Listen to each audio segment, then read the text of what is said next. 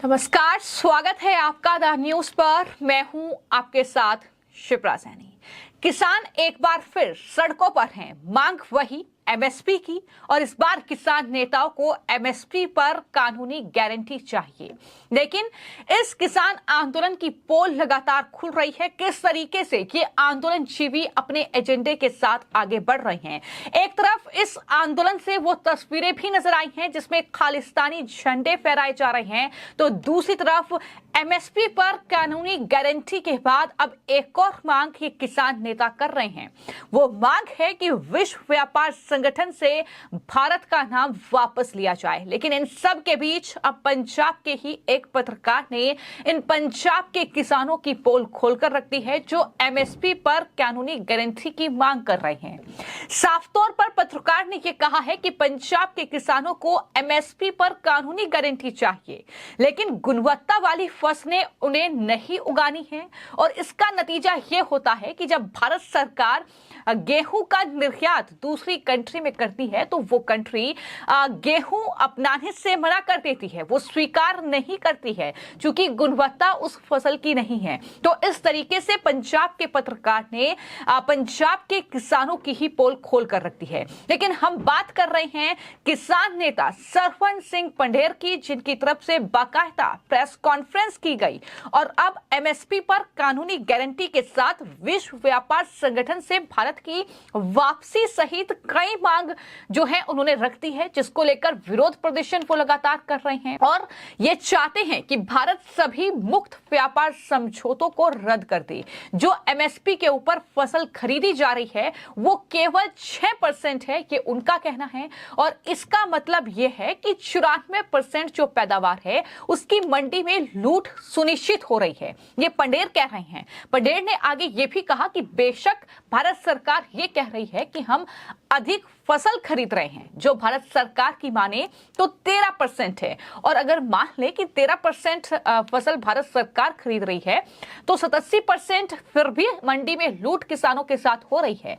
अगर भारत सरकार की माने तो पंजाब में मूंग का रेट 85 रुपये प्रति किलो था, लेकिन हमने 30 से 35 किलो में मूंग की दाल बेची है। लेकिन पंजाब के खपतकार को यह मूंग 120 से 150 रुपये में मिली है। जिन फसलों के ऊपर एमएसपी नहीं है वो ज्यादा महंगी बिक रही है। ये पंढेर की तरफ से बड़ा और चौंकाने वाला बयान सामने आया है, जिसके बाद कहीं ना कहीं सरवण सिंह पंढेर और साथ ही डलेवाल जैसे नेता लगातार इस बात का जिक्र कर रहे हैं। लेकिन जैसे ही उनका ये बयान सामने आया है, तमाम सोशल मीडिया यूजर्स ने उन्हें घेरना शुरू कर दिया है और तमाम लोग अब ये पूछ रहे हैं कि आखिर जो कृषि कानून सरकार लेकर आई थी उसमें जाहिर तौर पर यह कहा गया था कि बिचौलियों को हटाया जाएगा, लेकिन किसान नेताओं ने विरोध करते हुए यह कहा था उस वक्त ये मंडी प्रणाली को नष्ट कर देता है जिससे किसानों को मदद मिलती है। अब किसान नेता ये कह रहे हैं कि 87% उपज मंडियों में लूट ली जाती है,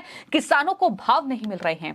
जो हमें कुल हमारी पैदावार होती है, जो एमएसपी के ऊपर फसल खरीदी जा रही है वो केवल 6% है। ये शांता कुमार की कमेटी ने रिपोर्ट भी दी थी।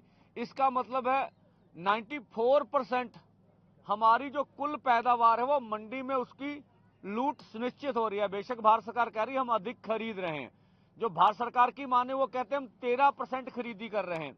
ये भी मान लें तो फिर भी 87% मंडी में लूट हो रही है अगर भारत सरकार की भी माने। ये अलग अलग बातें हैं। और देखिए अमेरिका ने जो WTO की नीति में अलग अलग बॉक्स बना लिए, जैसे ग्रीन बॉक्स है, ठीक है, एक अंबर बॉक्स है, एक ब्लू बॉक्स है। तो जो हम तीसरी दुनिया के लोग हैं, कह लीजिए हम रेड जोन में, हम सब्सिडी मिलती है हमें, और वो अपने जो अमेरिका आज अपने प्रति किसान को जो सब्सिडी दे रहा है वो $85,000 की है। ये आज की हमने देखी, आज की $85,000 सालाना एक किसान को अमेरिका दे रहा है, और जो हमारी सब्सिडी है वो $258 की है। तो ये फर्क देख ले भी कितना बड़ा गैप है। तो इसलिए हम समझते हैं कि WTO की नीति जो है हमें लीगल गारंटी कानून बनाने में बीच में बहुत बड़ी बाधा है। और इसी के साथ साथ अगर हम पंजाब की रिपोर्ट देखें तो जो रंजीत सिंह घुम्मन जी आए थे, ये बादल साहब ने इनका कमीशन बनाया था। इन्होंने 1968 से लेकर 2007-8 तक जो रिपोर्ट दी थी, पंजाब में तो एमएसपी पे खरीद होती है गेहूं और धान की, वो बोला फिर भी जो हमारे जो लागत खर्चे हैं एमएसपी के ऊपर भी पूरे नहीं होते। तो सरदार घुम्मन जी की रिपोर्ट थी कि लगभग बड़े पैमाने पर 61,696 करोड़ का पंजाब के किसानों को घाटा पड़ा, जो एमएसपी मिलने के बाद भी घाटा पड़ा। ये रंजीत सिंह घुम्मन की रिपोर्ट है जो बादल साहब ने कमेटी बनाई थी। तो जो जिधर हम जा रहे हैं, तो इसलिए हमने आज सेमिनार बुला के ये बातें रखनी थी। दूसरा एक और बात बताता हूं, WTO है क्या? आपने अच्छी तरीके समझिए कि ओपन कबड्डी होती है, ओपन कबड्डी, तो उसमें कुछ भी नियम कानून नहीं होते, वेट जो मर्जी लड़े। एक होती है अंडर 19 की कबड्डी, एक होती 16 की कबड्डी, उसमें वेट भी होता है, एज उम्र भी होती है। तो जितनी एज का इधर का आदमी, जितनी वेट का, वो पलवान एक जैसे होते, लड़ते। अब WTO जो है ओपन कबड्डी है। हमारा किसान 5 एकड़ से कम वाला है, उधर का किसान 400 एकड़ से लेके 1000 एकड़ वाला, तो ये बोलते मुकाबला करिए। तो हमारा किसान तो बहुत गरीब है। खुली मंडी का जो कंसेप्ट है, जो WTO नीति के तहत खुली मंडी का कंसेप्ट भारत ने मान लिया, वो कभी भी भारत के लिए उचित नहीं होगा। अब देखिए पंजाब का, देखिए यहाँ आलू खुली मंडी में बिकते हैं, उसका कोई रेट नीचे, मर्जी होती है 2 पैसे मिल जाते हैं, मर्जी होती है नहीं मिलते। पर जो बाजार से खरीदते लोग हैं उनको दाम अधिक देना ही पड़ता है। तो जो बात ये कर रहे हैं कि अगर एमएसपी लीगल गारंटी कानून बना दिया गया तो बाजार में महंगाई हो जाएगी, मैं इससे सहमत नहीं। आप देखिए पंजाब में, देखिए जो मूंग का रेट था 85 रुपए प्रति किलो था, तो हमने जो पंजाब में मूंग बेची है वो 30 से 35 रुपए में बिकी, पर पंजाब के खपतकार को ये मूंग 120-150 रुपए में मिलती है। आप देखिए दुकान से जाके देख लीजिए। तो जिन फसलों के ऊपर एमएसपी नहीं है वो ज्यादा महंगी बिक रही हैं। अब गेहूं में पंजाब में एमएसपी है, तो देख लीजिए अगर 21 रुपये की गेहूं है तो आज भी आप 28-29 रुपये बाजार से खुली गेहूं ले सकते हैं। तो किसान नेता वास्तव में चाहते क्या हैं? क्या सिर्फ अपना राजनीतिक एजेंडा सेट करने के लिए वो आंदोलन कर रहे हैं? पंजाब हरियाणा के बॉर्डर पर इन प्रदर्शनकारियों के साथ बैठे हुए हैं, तो इनका दोगलापन जिस तरीके से बेनकाब हो रहा है, जाहिर तौर पर उसको लेकर एक बार फिर से न सिर्फ सरवन सिंह बंडेर, डलेवाल, इसके अलावा राकेश टिकैत जैसे जो किसान नेता खुद को कहते हैं, लेकिन अब वो निशाने पर है। एक तरफ ये कहते हैं कि जिन फसलों के ऊपर एमएसपी नहीं है वो ज्यादा महंगी बिक रही है, तो इन्हें एमएसपी क्यों चाहिए, ये सवाल भी अब तमाम लोग कर रहे हैं। लेकिन इन सब के बीच एक पंजाब के पत्रकार हैं जिन्होंने सटीक तरीके से यह समझाने की कोशिश की है कि एमएसपी चाहिए, लेकिन आपको फसल भी उस तरह की गुणवत्ता की उगानी पड़ेगी कि सरकार को इस तरीके से अगर निर्यात जो है गेहूं का सरकार किसी देश में करती है तो जाहिर तौर पर वो गेहूं वापस ना आए उस देश से, ये कहते हुए कि आपकी फसल की गुणवत्ता खराब है, आपकी गेहूं की गुणवत्ता खराब है। तो ये तमाम बातें उस पत्रकार के जरिए समझाई गई हैं। उन्होंने ये भी बताया कि भारतीय सरकार यूक्रेन रूस युद्ध के दौरान पंजाब के गेहूं का निर्यात करना चाहती थी, लेकिन कीटनाशकों के ज्यादा उपयोग के कारण पंजाब के गेहूं को अस्वीकार कर दिया गया। साथ ही पत्रकार ने यह भी बताया कि किसान अपने आप जैविक या एमपी गेहूं खाते हैं, जबकि वो कीटनाशक गेहूं बेचते हैं जो गुणवत्ता नहीं रखता है। तो ये बड़ा खुलासा पंजाब के पत्रकार की ओर से ही किया गया है। तो कुल मिलाकर आप एमएसपी की मांग कर रहे हैं, आप एमएसपी की कानूनी गारंटी चाहते हैं फसल पर, ये ठीक है, लेकिन आपको फसल भी उस गुणवत्ता की उगानी पड़ेगी कि सरकार अगर आपकी फसल खरीदती है तो सरकार अगर उस फसल का निर्यात करती है, गेहूं हो या फिर धान हो, तो जाहिर तौर पर दूसरे देश के सामने उसकी इस तरीके से बेइज्जती ना हो कि वो फसल जो है, वो गेहूं या धान जो है, वो वापस अपने देश आए। तो ये साफ तौर पर समझाने की कोशिश की गई है और कहीं ना कहीं इन किसान नेताओं के पर्दाफाश भी एक तरीके से पत्रकार के जरिए किया गया है कि किस तरीके से एमएसपी की मांग का दिखावा जो है, ये तमाम जो किसान नेता खुद को कहते हैं, जिस तरीके से ये धरने पर बैठे हुए हैं, ये लगातार कर रहे हैं। तो इन सब के बीच में आपको ये भी जानकारी दे दूं कि लगातार अलग अलग मांगे जो हैं वो किसान नेताओं के जरिए उठ रही हैं।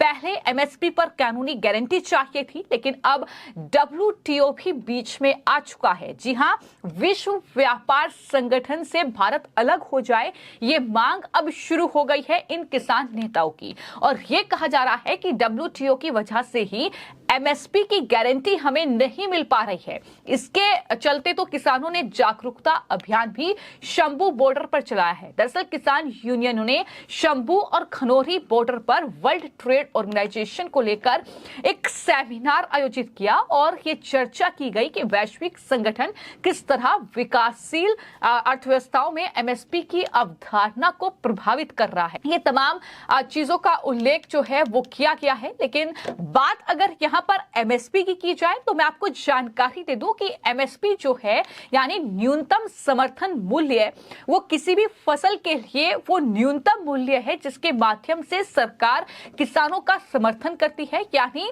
एमएसपी तय होने के बाद अगर बाजार में फसलों की कीमत घटती है तो भी सरकार किसानों से तय कीमत पर ही फसल खरीदती है, जिसका उद्देश्य यह है कि अगर किसी वजह से फसल की कीमत में उतार चढ़ाव होता है तो किसानों को नुकसान से बचने के लिए सरकार एमएसपी तय करती है।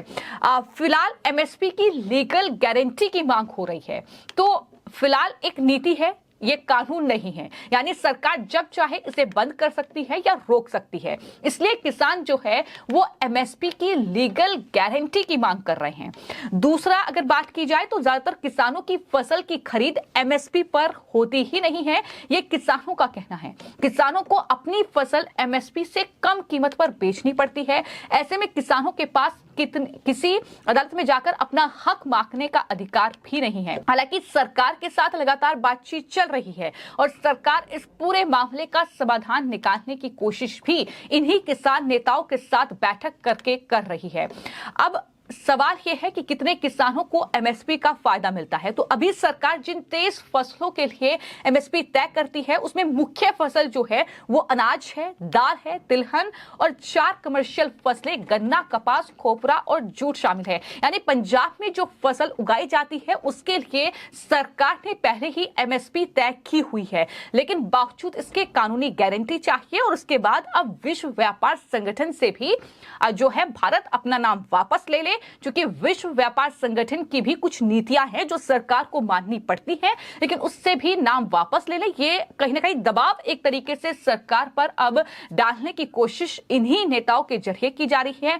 लेकिन इन नेताओं से जब पूछा जाता है कि आपने कृषि कानूनों को वापस क्यों लिया, अगर आप इस तरीके से कह रहे हैं कि जो बिचौलिए हैं वो कहीं ना कहीं फायदा उठा रहे हैं, तो इनके पास जवाब नहीं होता है और इस तरीके से घिरते हुए अब ये किसान नेता नजर आ रहे हैं। जाहिर तौर पर चुनाव करीब हैं, चुनाव से पहले सरकार को घेरने के लिए पंजाब से इस आंदोलन की शुरुआत हुई, लेकिन धीरे धीरे ये देखने को मिल रहा है कि इनका हर एक कदम जो है वो फ्लॉप साबित हो रहा है। फिर चाहे वो उनकी ट्रैक्टर रैली हो, फिर चाहे उनका रेल रोको अभियान हो, फिर चाहे वो भारत बंद का अभियान हो, और जिस तरीके से लगातार ये देखने को मिल रहा है कि खालिस्तानी ताकतें इसमें एंट्री कर रही हैं और जिस तरीके से खालिस्तानी झंडे फहराए जा रहे हैं, जिस तरीके से खालिस्तानी नारे लगाए जा रहे हैं, जाहिर तौर पर ये तमाम चीजें हैं जो इस आंदोलन की पूरी तरीके से पोल खोल रही है। लेकिन आपका किसान नेता सरपंच सिंह पंढेर के इस बयान पर और कुल मिलाकर जो